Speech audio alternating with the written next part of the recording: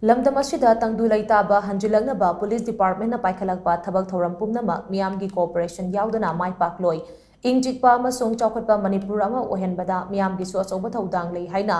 BISHNUPUR DISTRICT की SP KSH RAVIKUMAR ना TOMTV दा फोंगदोरकली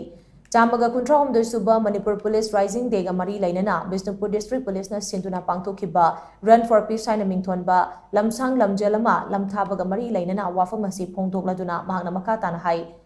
LAMDAM ASIDA हौजिक ओइरिबा तंगदु लैतादबगी फिबम असी अथुबा मतमदा वारोचन अमा पुरक्तुना अइखोइ पुन्ना चाउखत खोंगजल यांगना खोंग थांगबा हौरसी हाइबा वाखलोन असिबु मियामदा पाउजल पिरदुना ngasiगी माराथन रैली असी बिष्णुपुर डिस्ट्रिक्ट पुलिसना सिंधुना पांगथोकपनि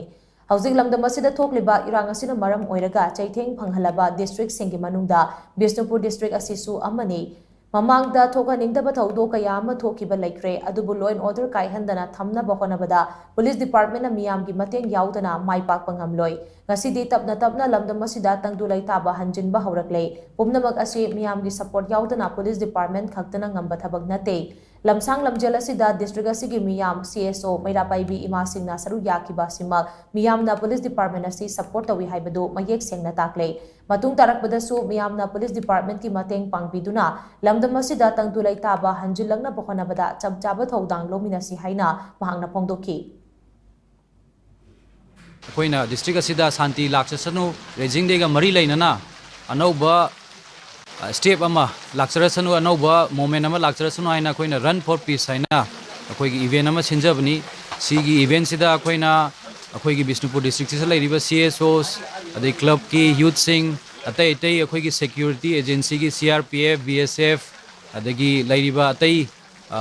आर्मी की ओइरो अतै मिहुत सिंग ma'am अखोइना invitation basis ta khoina run for peace event asi sinjabani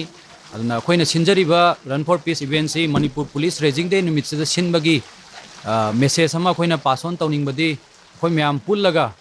khoigi district asi amasung khoigi Manipur asi anoba shanti gi khongthang adu thangminarasi haibagi wakhalon duda khoina sinjabani mayam saruk yabiu aduga mayam su Manipur police raising day numit se da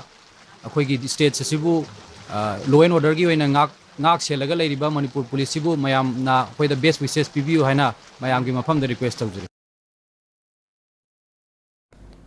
ngasi ayu kaino kangjaibong class FC home ground gi Bishnupur district ki SB KSH RAVIKUMAR na lamthaduna Bishnupur police headquarter fauba chain kiba lamsang lamjeladuda Bishnupur district police CRPF BSF CAPF amade civilian puna lamjeloi chani gi mathakta saru yaki lamsang lamjeladuda torbung bangladagi laistrom parina ahanba pukhram bamdagi naurem tokyo na anisuba amade nambolei mapokpamdagi oinam David Star na ahum subataki makok mathang takraba lamjeloi singda Bishnupur district ki DC Laurembam Bikram Imphal East district ki DC Kumantem Daina amade district asigi SP KSH RAVIKUMAR na case award amasong memento sing piduna poning thawatki lamjeladuda makok tarakraba torbung bangladagi laistrom parina hai